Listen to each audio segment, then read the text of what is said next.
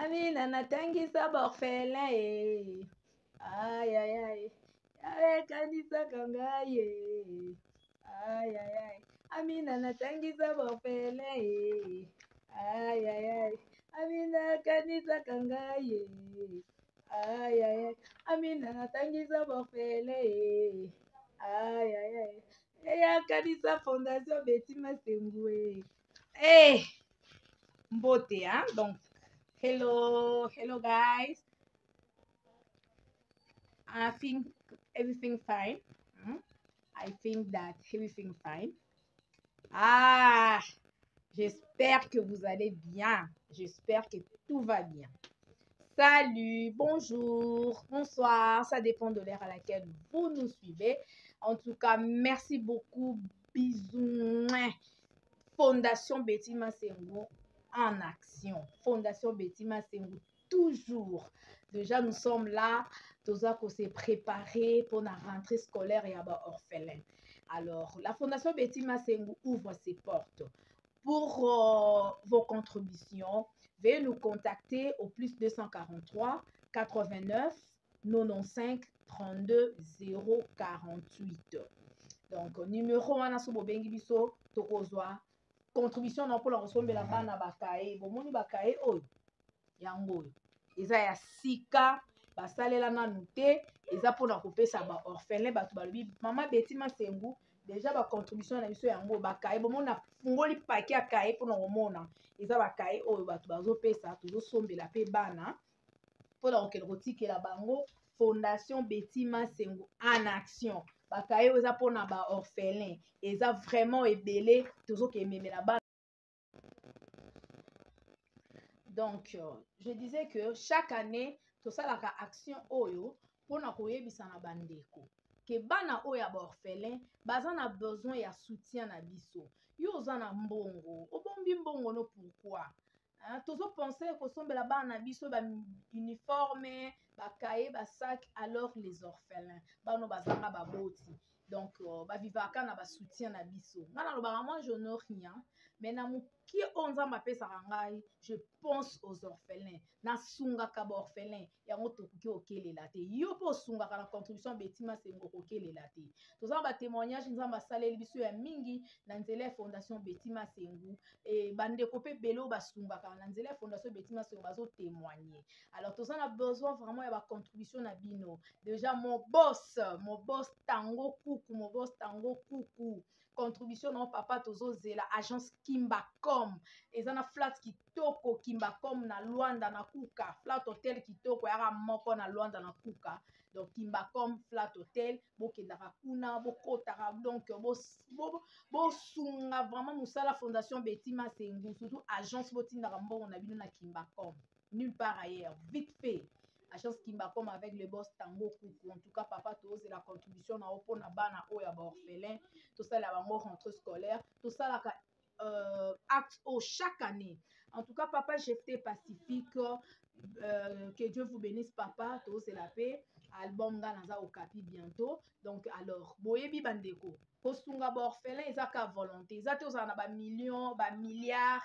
Donc, vous pouvez avoir rien, un petit rien là au aider bango pe donc ba o bala ngo te belé ba o sunga te bon siko yoka na muke na wana sunga ekoko mebele parce que la Bible nous dit la main qui donne c'est la main pour la suka to ko rappeler nzambe kanisa ngai nzambe na lesa borfelin na latisa borfelin na tangisa borfelin ah bon nzambe wana kanisa yo te nzambe wana kanisa Betty Masengu te nzambe wana kanisa Fondation Betty Masengu te lokuta po ya lobi aza na nyonga nani aza na nyonga na mutu te donc toza lokwa ba Tabita Dorcas moi so bana kolatisa baorphelin azotongela bango atongeli bango alatisi bango jour akufaka mwana na mwana ye na elamba na ye nzambe kanisa ngai Tabita Dorcas kanisa mama o Tabita Dorcas alatisa nga nzambe asekwisaki Tabita Dorcas biso mpe toa ba Tabita Dorcas wana ya Bible donc olingi bandeko nyonso yo mpe kota na masuwa noa tosunga baorphelin oyo contribution na $100 $10 $20 $50 $200 plus soko au bengi biso na numéro za na Orange Money plus 243 89 95 32 048 tokozwa yango. Donc biso boya eloko te nyonso tosangisaka yango tomemeli ba orphelin po ya biso ekomaka bomona ba image ya biso ekomaka. Betty Masengo alobi yango très bien, mutu nyonso asungaka na fondation Betty Masengo, mutu nyonso apambwamaka azala na lipamboli ebandaka nao na nga mo Betty Masengo bomona naleke nolesa ba orphelin lati ya bango 4 ans de chômage après kaka le 27 le 29 juin mbala moko mosala na chez biso TV émission ya dimanche Betty Masengo la jeunesse internationale. Aïe sikoyo nde omoni ka action oyo après yango Betty Masengo ya wala bakala nzambe ok kwenda futuka kaka tokoma kaka international elata nzoto avion kio makanisa yo na problème nini po eza bato mosusu ntango aopesa boye eza mama mosusu apesaka alobi ye foka abala pe mosusu mpe kobota mosusu na poto wana apesa contribution na ye aza na problème ya mokanda mpo biloko wana solenga nakenda kotika na bondelaka nanu mpo nango na prie lalelaka yango tolo na se nzambe fo asala epuis le bana wana basambela mpona biso baresultat tomonaka yango batémoignage mama nazwa mokanda kana osunga baorphelin ye aza Nicodème alingaka na ntanga kombo nete bizu donc la Nicodème nyonso basungaka na fondation Betty Masengo balingaka batanga bakombo te me oyo balingaka totanga bakombo tokotanga lokola babos tango kuku agence kimba comme vite fait otie mbongo ozwi mbala moko papa tozela contribution mpona kosalela bana au rentrée scolaire papa jefte pacifique donc merci papa mpo tozela voilà eza na bato mosusu basungaka na bango balingaka totanga bakombo tokotanga bango mpe balingaka totanga bakombo te tokotanga te pas de problème toza kaka awa amina natangisa baorphelin ayayay yawe ekanisaka ngai nzambe kisi na biso eza kaka nde nzambe kosunga baorphelin nde kisi na biso kisi na biso ka yango wana singa loketo te kisi tosimba na loboko kaka Yesu Masiya kosunga baorphelin oyo kotangisa bango yango mama tozobenga yo pokota na fondation Betty Masengo koma membre toza na baaction ebele après oyo il faut tokende na homme de vieillard tokelatisa sikoyo bampaka wana ozwi ka piese ali mpu tolatisi mama mpaka biso fo tosimba nzete kaka boye dasa bakoko dasa bavieillard donc fo tokoma mpenza nga mpe nakomi vieille mama donc longo mpenza mpo natangisa baorphelin lalata mpe bavieillard yo mpe fokoma vieillard eza moko te donc okoma vieillard okoma vieille biso so tokoma bankoko bampaka mpo tosunga bampaka tolatisa tolesa bavieillard bamama wana bavieille wana donc bamama bakoma déjà na baage moko avancé donc bagrand-mère bagrand-père bango nyonso wana donc tokoma na ngolu ya nzambe. Alors fondation Betty Masengo pour le moment toza na opération tangisa baorphelin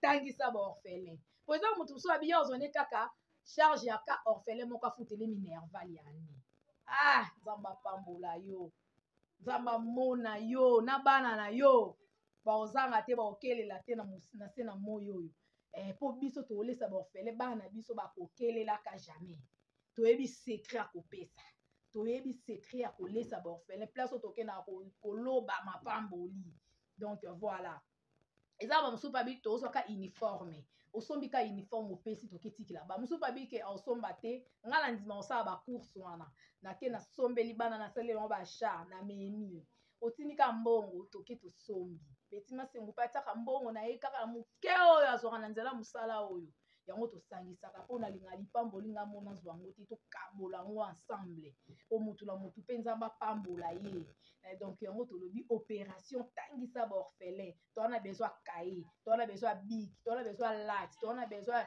ya paquet de couleurs towana mpo bana maternelle baza bana première primaire bana ya secondaire humanité baza bomona baimage na orphelina wana chez mama Dorcas Donc voilà, toujours continuer toujours dans opération tangisa ba orphelin. Maman tangisa ka ba orphelin. Ndeba no pe ba no tanga.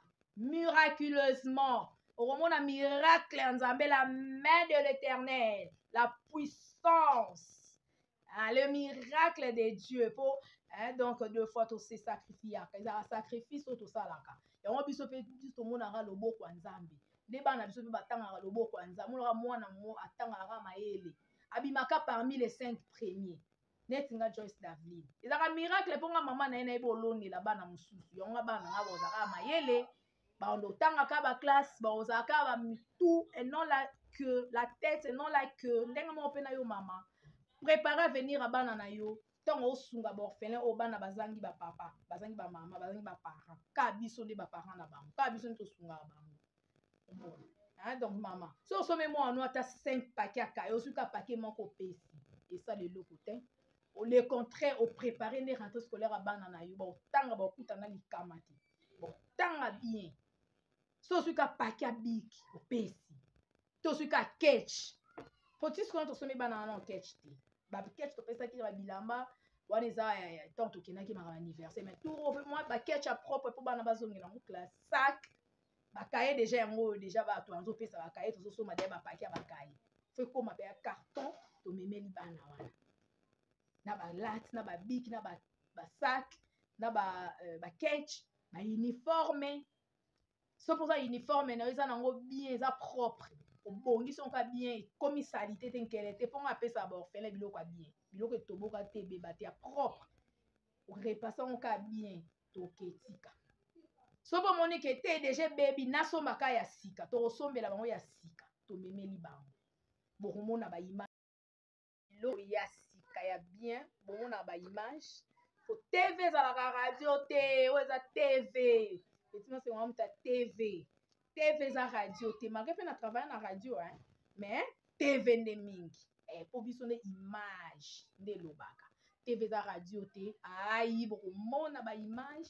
Comment on laisse tangisa ba orphelin pour déjà on le fait ce n'est pas la première fois on le fait chaque année na rentrée scolaire na ba bonne année na ba anniversaire ya fondation Betima Sengu za même date na anniversaire na le 27 mai au fondation Betima Sengu Salama le 27 mai 2027 donc lelo déjà bon monde comme na combien d'années belé donc ce n'est pas une messe à faire c'est par la grâce de Dieu que tozo persévérer kaka na lisungi ya bandeko balinga kosunga biso loka ba boss tango kuku achas kimba comme vite fait eza pena flat hotel nango kimba comme na Luanda na kuka hein, donc loka ba papa GFT Pacifique voilà album nga naza okapi bientôt ezobima donc bato balingaka Betima Sengu bo soutenir Betima Sengu na fondation na ye hein, babi loboko moko sokola ke longité.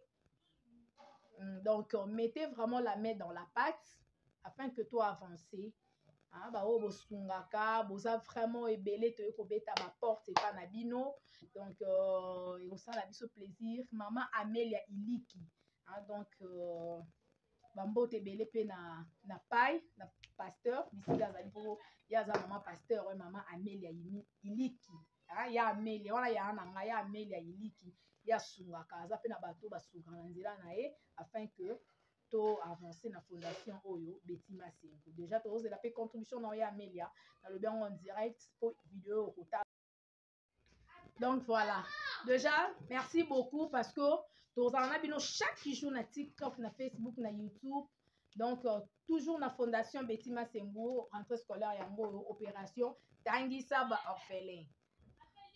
Hey, aminanga natangisa ba orphelin. Ay ay. Yawe kanisa kangaye. Zamba kanisa ngai Betima Sengu kanisa fondation Betima Sengu akanisa pe yo oyo ozo sunga, ozo contribuer, ozo soutenir fondation Betima Sengu na finance na yo. Je vous aime, que Dieu vous bénisse. Au revoir.